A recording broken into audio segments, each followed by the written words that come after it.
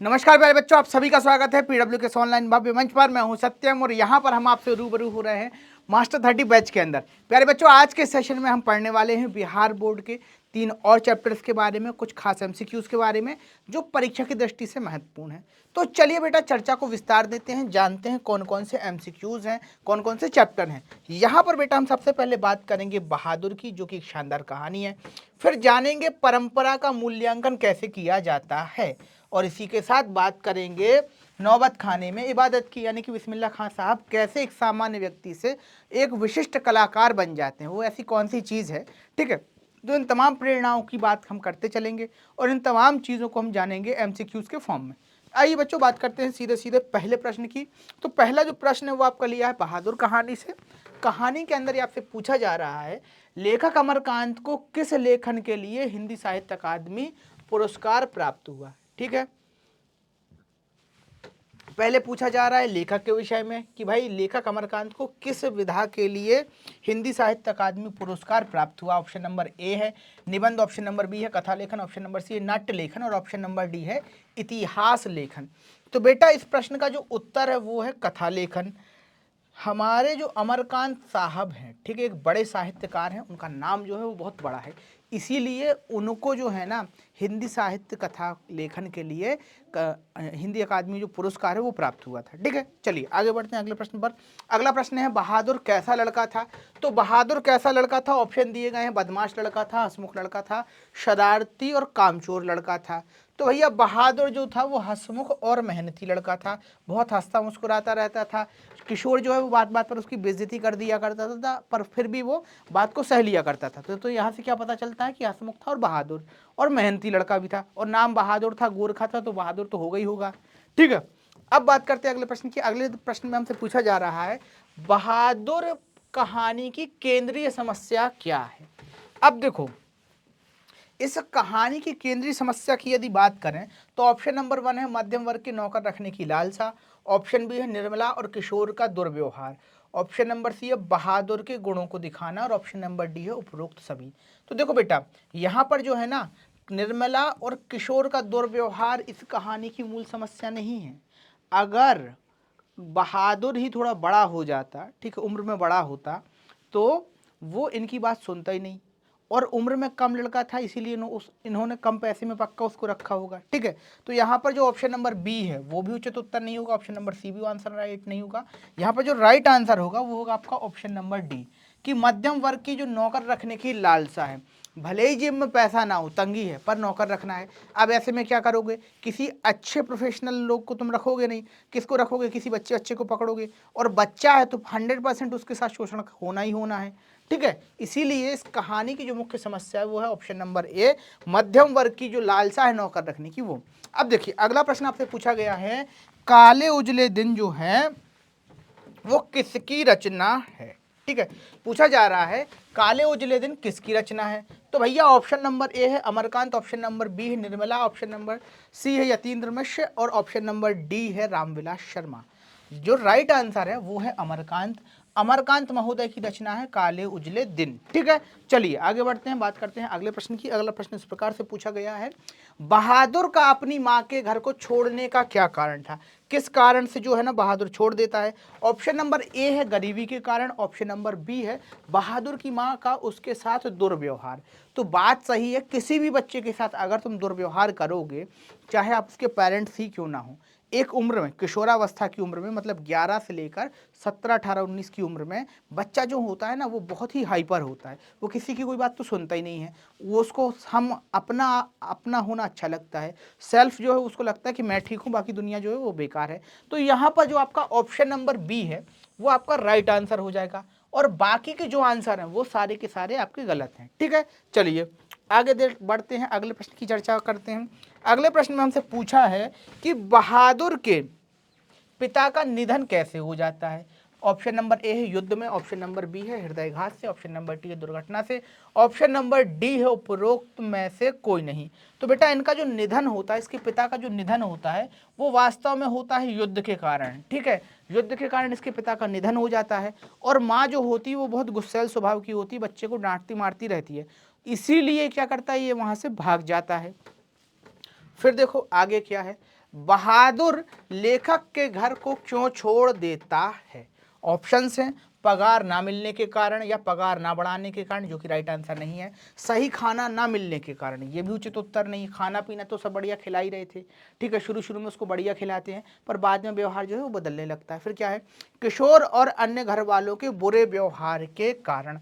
और option number D है, दूसरी जगह नौकरी के चक्कर में। तो बेटा 3 ऑप्शन तो गलत हैं। चौथा जो ऑप्शन है, किशोर और अन्य घर वालों के बुरे व्यवहार के कारण, ये बात सच है। किशोर क्या करता है, उसके बाप के नाम पर उसको उल्टा सीधा बोल देता है। बहादुर ये जो बात है ना वो सहन नहीं कर पाता है और वो वहां से चल देता है, ठीक है। तो ऑप्शन नंबर सी जो है वो आपका राइट आंसर होगा। अब चलिए आगे बात करते हैं, कौन बहादुर को गाली दिया करता था। अगले प्रश्न में पूछा गया है कि बहादुर का जो अपमान है गाली देकर वो कौन किया करता था। और ऑप्शन क्या है, एक तो है निर्मला, ऑप्शन नंबर बी है लेखक, और ऑप्शन नंबर सी है किशोर, ऑप्शन नंबर डी है उपरोक्त सभी। तो देखो बेटा, निर्मला जो है ना वो उसका डायरेक्ट अपमान नहीं किया करती थी, उसको कुछ कहती नहीं थी। पर होता क्या था कि जब किशोर कुछ कहता था तो उसको नज़रअंदाज कर देती थी। तो निर्मला जो है वो आपका राइट आंसर नहीं होगा। लेखक भी कुछ नहीं कहता था, जो राइट आंसर है बेटा वो है आपका किशोर। किशोर जो है ना वो बहादुर को उल्टा सीधा बोला करता था, ठीक है, उसको गाली वाली दिया करता था। और यहाँ पर ना बेटा एक चीज़ याद रखना कि कोई भी व्यक्ति है, ठीक है, चाहे वो आपका सबॉर्डिनेट है चाहे कोई भी व्यक्ति हो, किसी को गाली दीजिएगा, किसी को उल्टा सीधा बोलिएगा तो विवाद होने की जो संभावना है वो बढ़ जाती है। और इसी चीज़ को जो है ना इस कहानी में इंगित किया गया है कि बहुत छोटा सा बच्चा था, लेकिन उसको ये पता था कि गाली देने का क्या प्रभाव होता है, और किसी को भी गाली दो तो बुरा लगता ही है। और इसी कारण वो जो है ना बच्चा वो घर छोड़कर चला जाता है और बाद में सब सर पीटते रह जाते हैं कि अरे चला गया चला गया। आइए बच्चों बात करते हैं अगले चैप्टर की। अगला चैप्टर है परंपरा का मूल्यांकन। आइए पहला ही प्रश्न है कि रामविलास शर्मा का जन्म कब हुआ। ऑप्शन नंबर ए है 1910, ऑप्शन नंबर बी है 1912, ऑप्शन नंबर सी है 1812, ऑप्शन नंबर डी है 2000 में। तो बेटा जो राइट आंसर होगा वो आपका होगा 1912 में, ठीक है। क्यों होगा भैया 1912? क्योंकि इसी समय जो है रामविलास शर्मा जी का जन्म होता है। 2000 में इनकी मृत्यु हो जाती है, फैक्ट याद रखिएगा, ठीक है। यहाँ पर हमने जन्म तो पढ़ लिया, मृत्यु भी दी है, तो यहाँ पर 2012 में जो है ना, सॉरी 2000 में इनकी मृत्यु हो जाती है। मृत्यु कब होती है? 2000 में होती है, ठीक है। इस चीज़ को याद रखिएगा, कभी क्वेश्चन पूछ ले तो इम्पोर्टेंट है यहाँ से, ठीक है। अब जबकि हम जान चुके हैं कि जन्म कब हुआ था, मृत्यु कब हुई थी, तो फिर यहाँ से कोई प्रश्न ऐसा बनता नहीं है कि जो पूछा जाए, क्योंकि जनरली लोगों की जन्म और मृत्यु ही पूछी जाती है, ठीक है। चलिए आगे बढ़ते हैं। अगला प्रश्न है, रामविलास शर्मा के अनुसार साहित्य की परंपरा का ज्ञान किसके लिए आवश्यक है? किसके लिए आवश्यक है भैया? आइए चर्चा कर लेते हैं। ऑप्शन नंबर ए है जो लकीर के फकीर नहीं है, ठीक है, यानी कि जो चीज़ों को बदल कर रखते हैं। तो ये कुछ कुछ हमें राइट आंसर लगता है और उत्तर ठीक भी है। फिर देखो आगे क्या है दूसरा ऑप्शन, जो क्रांतिकारी साहित्य को रचना चाहते हैं।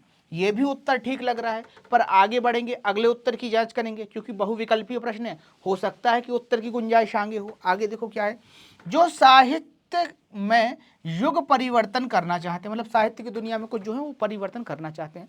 और ऑप्शन नंबर डी है उपरोक्त सभी। एक बार फिर से ऑप्शंस पे आओ, लकीर के फकीर नहीं है, ये भी राइट दिखाई पड़ता है।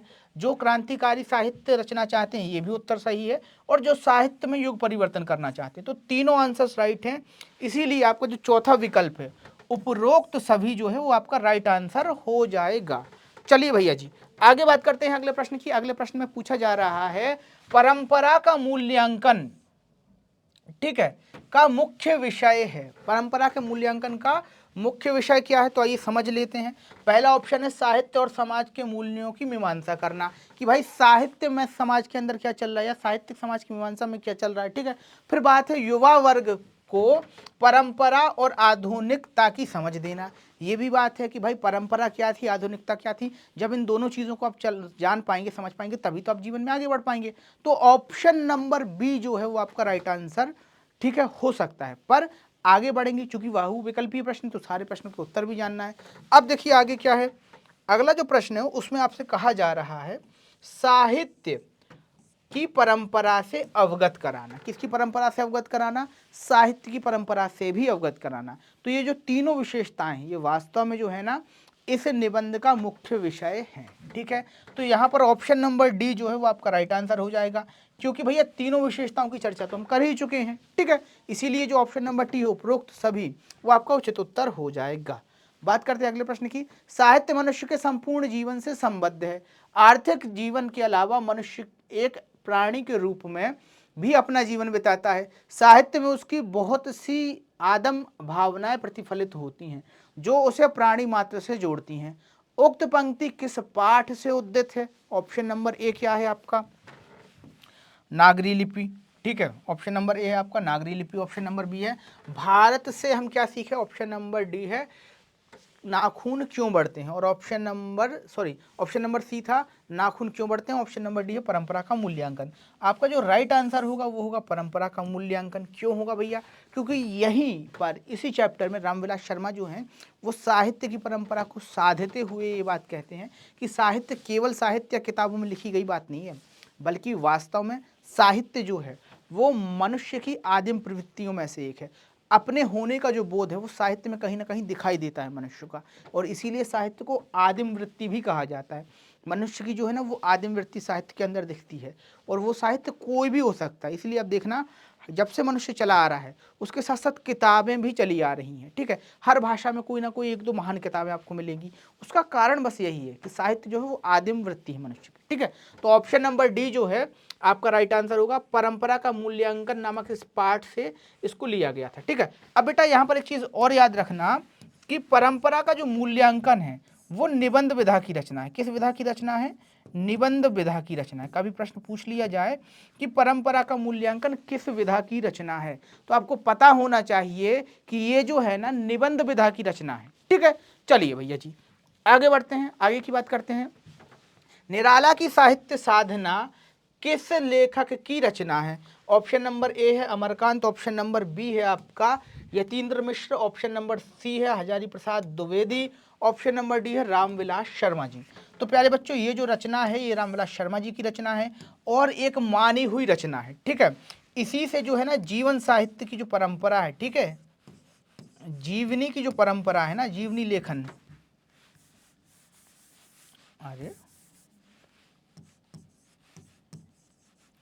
जीवनी लेखन की जो परंपरा है इस रचना के साथ उसे एक नया आयाम मिलता है, ठीक है। तो यहाँ पर याद रखिएगा कि निराला की साहित्य साधना जो है वो रामविलास शर्मा द्वारा कृत्य है, और इसी रचना के साथ क्या होता है कि साहित्य लेखन की परंपरा में जीवनी लेखन को एक नया स्थान, एक नया आयाम मिलता है। चलिए आगे बात करते हैं। हिटलर ने कहाँ आक्रमण किया था? ऑप्शन नंबर ए है सोवियत संघ, और पहला ही ऑप्शन राइट है बेटा, ठीक है। क्यों राइट है इस बात को समझो कि हिटलर का और सोवियत संघ के साथ जो विवाद था वो बढ़ जाता है और वो उस पर आक्रमण कर देता है, ठीक है। और ये जो चीज़ है ना वो बताई भी गई है साहित्य के अंदर कि इस चैप्टर के अंदर कि कैसे क्या होता है, ठीक है। चलिए आगे बात करते हैं अगले प्रश्न की। अगला प्रश्न इस प्रकार से, विराम चिन्ह और अस्तित्ववाद किसकी रचना है? ऑप्शन नंबर ए है यतीन्द्र मिश्र। ऑप्शन नंबर बी है द्विवेदी जी। ऑप्शन सी है अज्ञे। ऑप्शन नंबर डी है रामविलास शर्मा। तो बेटा यतीन्द्र मिश्र की ये दोनों रचनाएं नहीं है, ठीक है। द्विवेदी जी की भी ये रचनाएं नहीं है और अज्ञे की भी ये रचनाएं नहीं है। तो आपका राइट आंसर जो हो जाता है वो होता है रामविलास शर्मा। याद रखिएगा विराम चिन्ह और अस्तित्ववाद इनकी ही रचनाएं हैं। कभी आपसे पूछ सकता है परीक्षा में तो आपको पता होगा, ठीक है। चलिए आगे बढ़ते हैं अगले प्रश्न पर। परंपरा का मूल्यांकन किस विधा की रचना है? अब इस प्रश्न का उत्तर तुम दो अभी बताया था। ऑप्शन क्या है? कहानी है। ऑप्शन बी है निबंध। ऑप्शन सी है संस्मरण। ऑप्शन डी है लघु कथा। क्या आपका राइट आंसर है ये बताओ, फटाफट बताओ। अब भी बताया था कुछ टाइम पहले, ठीक है। तो यहाँ पर जो बेटा आपका राइट आंसर हो जाएगा, अब पहले तुम बता लो, ठीक है। वीडियो पॉज कर लो, सोच लो, फिर बताना, फिर जब तक मैं आगे की बात करता हूँ। तो आपका जो राइट आंसर हो जाएगा बेटा वो होगा निबंध, ठीक है। बात करते हैं अन्य ऑप्शन की। कहानी क्या विधा होती है? तो बेटा जब किसी किस्सा को, जब किसी बात को पात्रों चरित्रों के माध्यम से, घटना को उतारा जाता है, किसी घटना को पात्रों चरित्रों के माध्यम से बताना या सुनाना ही कहानी कहलाता है, ठीक है। फिर संस्मरण की बात करें तो अपनी स्मृति के आधार पर, किसके आधार पर? स्मृति के आधार पर, स्मृति के आधार पर, स्मृति के आधार पर घटना का वर्णन, क्या करना?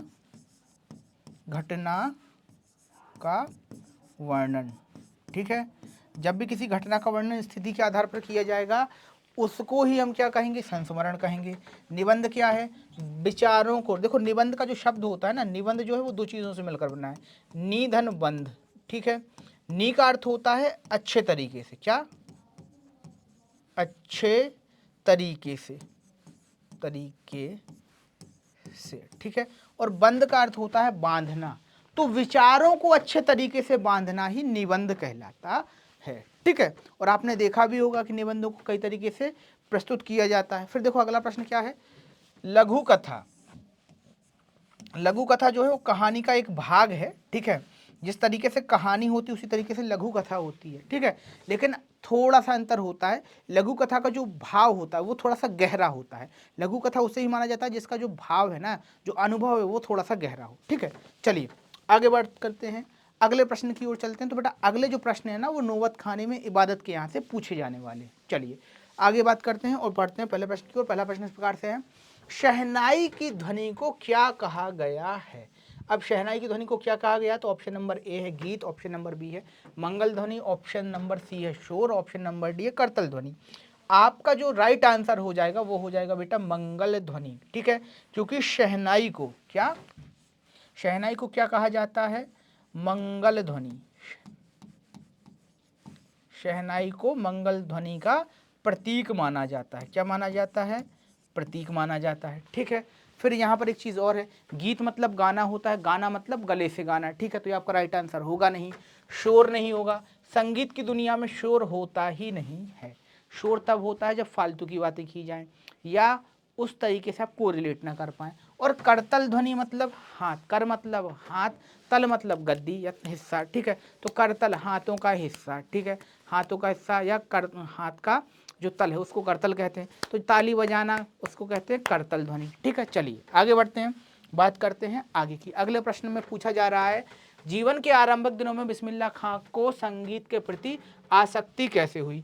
तो भैया पूछा जा रहा है खां साहब को संगीत में आसक्ति कैसे हुई। फटाफट आंसर दे दो कि बिस्मिल्लाह खां साहब जो थे ना वो संगीत में आसक्त कैसे हुए। तो ऑप्शन नंबर ए क्या है आपके सामने, वो एक गिरजा देवी से संगीत से, शोभा गुटरू के संगीत से, जाकिर हुसैन के संगीत से, और रसूलन भाई और बतूलन भाई के संगीत से। तो बेटा पाठ जब पढ़ रहे थे तब मैंने बताया था आपको कि रसूलन बाई और बतूलन बाई का जो संगीत था उस संगीत से खां साहब बड़े प्रभावित थे।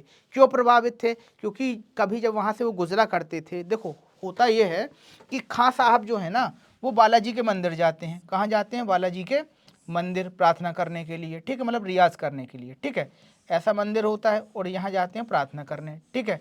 तो यहीं कहीं रास्ते में पड़ता है बतूलन बाई का और रसूलन बाई का घर। खां साहब यहाँ से होते हुए यहाँ तक जाते हैं और चक्कर ये है, इतना दूर चक्कर लगाने का कि उन्हें जो है ना रसूलन बाई और बतूलन बाई का गाना बड़ा पसंद आता है और इसी चक्कर में वहाँ से गुजरते हैं कि चलो वो कुछ गा रहे होंगे तो हम सुन लेंगे और सुन लेंगे तो उसको सीख लेंगे। इस तरीके से छोटे से अब्दुल्ला के अंदर प्रेरणा आती है और यही संगीत की प्रेरणा जो है खां साहब को एक बड़ा संगीतकार बना देती है। चलिए आगे बात करते हैं अगले प्रश्न की। अगले प्रश्न में आपसे पूछा जा रहा है, बिस्मिल्लाह खां कितने वर्षों से शहनाई बजा रहे हैं। कितने वर्षों से बजा रहे हैं भाई साहब, चलो पता करते हैं। पहला ऑप्शन है 10 वर्षों से, ये तो उचित बात है नहीं, 10 वर्ष तो सीखते सीखते लग जाते हैं। दूसरा ऑप्शन है 20 वर्षों से, ये भी उचित उत्तर नहीं है। तीसरा ऑप्शन है 40 वर्षों से, ये भी उचित उत्तर नहीं है, ठीक है। जो आपका उचित उत्तर है वो है ऑप्शन नंबर डी, 80 वर्षों से लगातार जो है वो खां साहब शहनाई पे शहनाई बजाए जा रहे हैं, ठीक है। और इसी कारण उन्हें यहाँ पर भारत रत्न मिलता है। क्या मिलता है, भारत रत्न, ठीक है, भारत रत्न। और वो कहते हैं कि भैया भारत रत्न जो है वो शहनाई के कारण हमें मिला है, लुंगी के कारण नहीं मिला। उनकी शिष्या पूछती भी है कि बाबा आप जो शहनाई बजाते रहते हैं वो तो बात सब ठीक है, लेकिन आपकी जो फटी हुई लुंगी है, तो खां साहब कहते भी हैं कि अपनी शिष्या से कि बेटा जो फटी हुई लुंगी की बात छोड़ो, भारत रत्न हमें जो है ना वो शहनाई पर मिला है, लुंगी पर नहीं, ठीक है। तो चलिए भैया जी आगे बढ़ते हैं अगले प्रश्न की ओर। अगला प्रश्न क्या है, लेखक यतीन्द्र मिश्र का जन्म कब हुआ। बेटा एक इंपॉर्टेंट क्वेश्चन है, ये क्वेश्चन परीक्षा में पूछा भी जा चुका है और ऐसी उम्मीद भी है कि ये पूछा भी जाए। अब ऐसा क्यों कह रहा हूं, क्योंकि बिहार बोर्ड के अंदर ना एक पैटर्न है एमसीक्यू का। क्या, एमसीक्यू का एक फिक्स पैटर्न है कि जन्म, किसी भी कवि का जन्म और मृत्यु, ठीक है, पूछता ही पूछता है, ठीक है। दो चीज़ें वो पूछता ही है किसी भी एग्जाम के अंदर। बिहार बोर्ड के कक्षा 10 के एग्जाम को देखिएगा, एमसीक्यू के अंदर अगर 100 MCQ आपको आने वाले हैं तो उनमें से 1 या 2 MCQ ऐसे जरूर आते हैं जिसमें जन्म और मृत्यु पूछता है, और चैप्टर वाइज ये चीज़ फायदेमंद है कि अब आपको पता है कि एक MCQ जरूर ऐसे आने वाला है। साथ ही साथ पूछता है जीवन परिचय से, या तो पूछेगा रचना का नाम, क्या पूछता है, रचना पूछ लेगा आपसे, ठीक है, या फिर पारिवारिक चीज़ों में से कोई चीज़ पूछ लेगा, ठीक है, जैसे माता पिता का नाम पूछ लेता है, क्या पूछ लेता है, माता पिता पूछ लेता है, ठीक है। तो कुछ ऐसी चीज़ें जो है वो पूछता जाता है, ठीक है। चलिए आगे बढ़ते हैं बेटा। इस प्रश्न का जो राइट आंसर, अरे उत्तर देना तो भूल ही गए भाई साहब, इसका जो उचित उत्तर है ना वो है 1977, ठीक है। अब देखो यहाँ पर ना ये प्रश्न का उत्तर तभी बनेगा जब पढ़ा होगा, ठीक है, बिना पढ़े इस प्रश्न का उत्तर बन नहीं सकता, इसका ना कोई ट्रिक होता है ना टेक्निक होता है, ठीक है। चलो भैया जी आगे बढ़ते हैं। अब देखो आगे क्या है, 5 वक्त की नमाज किसको पाने की प्रार्थना में खर्च हो जाती थी। तो भैया जी जो 5 वक्त की नमाज है ना वो किसको पाने में खर्च हो जाती थी, इसके लिए हमें ऑप्शन पढ़ना पड़ेगा। पहला ऑप्शन है अच्छे घर को पाने की, फिर धन दौलत को पाने की, और तीसरा जो ऑप्शन है वो है अच्छी संतान को पाने की, और ऑप्शन नंबर डी है सच्चे सुर को पाने के लिए। तो खां साहब का जैसा व्यक्तित्व था, खां साहब जो है वो कोई छोटे मोटे व्यक्ति तो है नहीं, बड़े और एक शानदार संगीतकार हैं। संगीत जो है ना वो ईश्वर की भाषा माना जाता है, ठीक है। तो इतना सच्चा आदमी जो है वो धन दौलत तो पाने के लिए कभी प्रार्थना करेगा ही नहीं।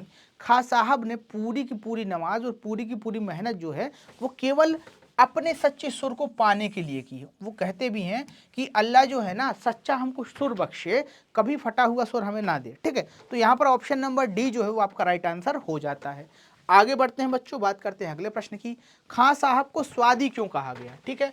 क्या कहा जा रहा है कि खां साहब को स्वादी क्यों कहा गया, उत्तर है क्या भैया, उत्तर जानने के लिए पहले पढ़ो पहले तो वह है भाई उन्हें वाद्य यंत्रों का शौक था, फिर दूसरा है उन्हें शहनाई का शौक था, ऑप्शन नंबर डी है उन्हें खाने का शौक था, और ऑप्शन नंबर डी है उन्हें खिलाने का शौक था। तो भैया ऑप्शन नंबर सी उन्हें खाने का शौक था, इसीलिए उन्हें स्वादी कहा गया, ठीक है। स्वादी, स्वादी क्यों आता है भाई, स्वादी आया स्वाद से, और स्वाद कब आएगा, जब तुम किसी चीज़ को खाओगे, जब तुम किसी चीज़ को चखोगे, तो इसीलिए उन्हें स्वादी कहा गया। तो ऑप्शन नंबर सी आपका ये राइट आंसर हो जाता है। अब चलिए भैया बात करते हैं आगे की। काशी का जनसमूह किन रसकों से उपकृत है, क्या पूछा जा रहा है कि भाई किन रसकों से जो है ना वो काशी का समूह जनसमूह जो है वो उपकृत है। तो इसी क्रम में ना बहुत सारे रसकों के नाम भी यहाँ पर आपको दिए गए हैं। जैसे बताया गया है कंठे महाराज, कंठे महाराज बहुत बड़ा नाम है बेटा संगीत की दुनिया में, ठीक है। फिर विद्याक्षरी रामदास जी, बहुत से लोगों की यहाँ पर चर्चा की गई है। तो ये जो तीनों है ना, इन तीनों से जो काशी का समाज है वो उपकृत है। यहाँ पर तीनों उत्तर आपके ठीक हो जाएंगे। तो ऑप्शन नंबर डी उपरोक्त सभी जो तीनों विकल्पों को समाहित करके एक उत्तर बनता है, ठीक है, वो आपका यहाँ पर राइट आंसर हो जाएगा। चलिए भैया जी बात करते हैं आगे की। अगला प्रश्न इस प्रकार से है, यदा कदा किसका काव्य संग्रह है, काव्य संग्रह का क्या नाम है, यदा कदा। ऑप्शन क्या दिए गए हैं, अमरकांत, दूसरा ऑप्शन है यतीन्द्र मिश्र, तीसरा ऑप्शन है हजारी प्रसाद द्विवेदी, और अंतिम ऑप्शन है रामविलास शर्मा। तो यहाँ पर क्या उचित उत्तर हो सकता है, अब आप बताइए कि उससे पहले मैं बताऊं, उससे पहले आप बताओ कि भाई उचित उत्तर क्या हो सकता है, जल्दी जल्दी बता दो, ठीक है। देखो अमरकांत की जो बात है वो उचित नहीं है, क्योंकि अमरकांत जो है ना वो दूसरी कहानियों के लिए, कथा लेखन के लिए जाना जाते हैं, ठीक है। हजारी प्रसाद द्विवेदी भी उचित उत्तर नहीं है, यतीन्द्र मिश्र जो हैं वो इस प्रश्न के उचित उत्तर हैं, ठीक है। तो ऑप्शन नंबर बी जो है वो आपका राइट आंसर हो जाएगा। अब यहाँ पर एक चीज और समझ लो कि यदा कदा जो है, ठीक है, क्या है, यदा कदा, ठीक है, ये जो है ना एक काव्य संग्रह है, क्या है, काव्य संग्रह, ठीक है। इसमें अच्छी अच्छी कविताएं मिलेंगी। काव्य संग्रह क्या कहलाता है, जिसमें कविताएं हों। तो यहाँ पर ऑप्शन नंबर बी जो है वो आपका राइट आंसर हो जाता है। चलिए भैया जी आगे बढ़े, आगे बढ़ते हैं। अगला प्रश्न क्या है, काशी किसकी पाठशाला है। ऑप्शन नंबर ए है विद्या की पाठशाला है। तो बहुत सारी विद्या काशी के अंदर उपलब्ध हैं, बहुत सारी विद्याओं के लिए काशी जाना जाता है। जैसे ज्योतिष और हस्तरेखा के विद्वान जो हैं वो काशी की परंपरा से ही आते हैं, ठीक है। फिर क्या है, संस्कृति की परंपरा है, ठीक है, तो संस्कृति की पाठशाला तो है ही है काशी, ठीक है। फिर ऑप्शन नंबर डी है नाच की, और ऑप्शन नंबर सी जो है वो नाच की परंपरा है, और ऑप्शन नंबर डी है गाने की परंपरा। अब यहाँ पर बेटा पाठ के अनुसार काशी जो है ना वो संस्कृति की पाठशाला है। किस चीज़ की? संस्कृति की पाठशाला है। इस चैप्टर में बताया भी जाता है, नौबत खाने में इबादत नामक इस चैप्टर में बताया गया है कि काशी जो है वो संस्कृति की पाठशाला है। यहीं से तमाम तरीके की सभ्यताएं और संस्कृतियां जो हैं हमें दिखाई जाती हैं या दिखाई पड़ती हैं। तो बात सच भी है, ऐसी कोई शैली नहीं, ऐसी कोई परंपरा नहीं जो अपने समय में बहुत प्रसिद्ध हुई हो और काशी से उसका वास्ता ना हुआ हो। ठीक है, देख यहाँ तक कि साहित्य की परंपरा में भी काशी का अपना एक योगदान है। ठीक है, शंकराचार्य भले ही भगवान थे, पर जब तक काशी नहीं गए तब तक वो भगवान के रूप में स्थापित हो नहीं पाए। ठीक है, तो बहुत सारी चीज़ें जो है वो काशी की दुनिया से रिलेट करती हैं, इसीलिए काशी को संस्कृति की पाठशाला कहा जाता है। ठीक है भैया जी, चलिए आगे बढ़ते हैं। और आगे एक और प्रश्न है, अमरुद्दीन के मामा का क्या नाम था? बता दो भैया, अमरुद्दीन के मामा का क्या नाम था? पहले तो यही बता दो कि अमरुद्दीन कौन थे, ठीक है, फिर बताना अमरुद्दीन के मामा का क्या नाम था। अब यहां पर एक चीज देखो, एक चीज और शानदार है, अमरुद्दीन क्या था? अमरुद्दीन, ठीक है, अमरुद्दीन के जो मामा थे, अमरुद्दीन को ही हम क्या कहते हैं? अब्दुल्ला कहते हैं। क्या कहते हैं? अब्दुल्ला। ठीक है, और इनको ही हम क्या कहते हैं? बिस्मिल्लाह खां। ठीक है, बिस्मिल्लाह खां। ठीक है, तो यहां पर ना एक एमसीक्यू ये भी बन जाएगा आपका कि अमरुद्दीन किसका नाम था, तो आप बता सकते हैं बिस्मिल्लाह खां साहब का नाम था। दूसरा आप बता सकते हैं, दूसरा यदि प्रश्न पूछ लिया जाए कि अब्दुल्ला किसे कहा गया है पाठ में, तो वो भी बिस्मिल्लाह खां साहब का नाम था। दोनों नाम जो थे वो बिस्मिल्लाह खां साहब के। ठीक है, अब बात करते हैं इस प्रश्न के उत्तर की। तो देखो बेटा, यहाँ पर जो है ना लगभग 2 उत्तर तो आपके कैंसिल हो गए कि अब्दुल्ला जो है वो स्वयं अमरुद्दीन साहब ही हैं, यानी कि बिस्मिल्लाह खां साहब है, तो एक उत्तर गया। फिर दूसरा उत्तर है उपरोक्त में से कोई नहीं, ये भी चला गया। सही जो आपका उत्तर बनता है वो बनेगा क्या? सादिक हुसैन और अली बख्श। क्यों बनेंगे भैया जी?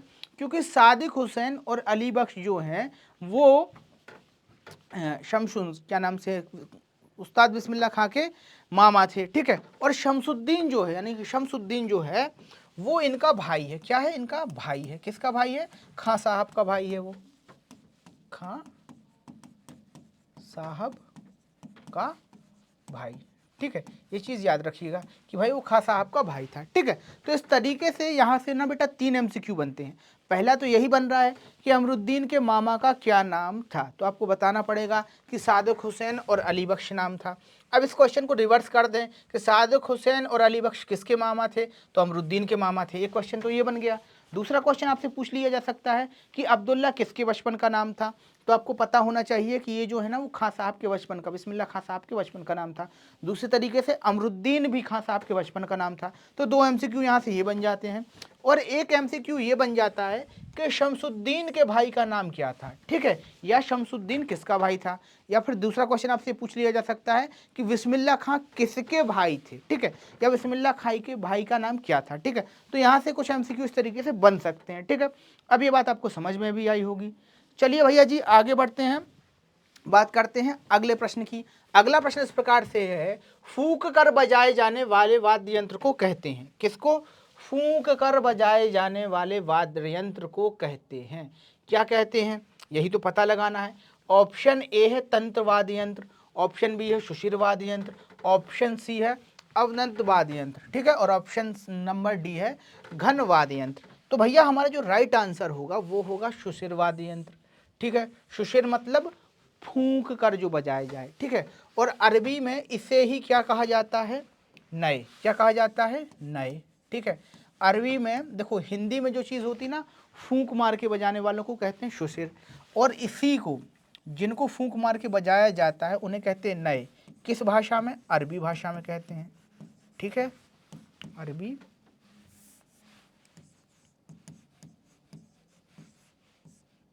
अरबी में। ठीक है, इस चीज़ को याद रखिएगा, कभी पूछ ले नए कहाँ कहते हैं, तो अरबी के अंदर कहते हैं। ठीक है भैया जी, तो चलिए इस तरीके से इस प्रश्न को हमने हल किया। अब बेटा आते हैं आपके ऊपर, यदि आपकी कोई क्वेरी है, जिज्ञासा या कोई चीज़ आपको पूछना है तो पूछ सकते हैं भाई। पीडब्ल्यू परिवार आपकी सहायता के लिए खड़ा है। ठीक है, और आपकी अब परीक्षाएं भी पास आ रहे हैं, तो उसके लिए भी बेटा सिंसियरिटी से पढ़िएगा। कोई दिक्कत है तो पूछिएगा, और इसी के साथ ना रिवीजन करते जाइएगा, जो क्वेश्चन बताए हैं उनको भी रिवाइज करते जाइएगा, उड़ान से जो चीज़ें आपको बताई जा रही हैं वो भी वहाँ से पढ़ते जाइएगा। तो कुल मिलाकर सारी चीज़ों को कंबाइंड करके पढ़ते जाइएगा, ठीक है। इससे क्या होगा कि जो आपकी पढ़ाई की जो स्पीड है वो तो बढ़ ही जाएगी। कुछ बच्चे कह रहे थे कि बैकलॉग छूट गया, तो बेटा वो बैकलॉग करने का तरीका भी यही है कि उड़ान से भी पढ़ते जाइएगा और यहाँ से भी चीज़ों को कवर करते जाइएगा, ठीक है बच्चा। तो मिलते हैं अगले सेशन में, तब तक के लिए बने रहिए PW परिवार के साथ और धन्यवाद।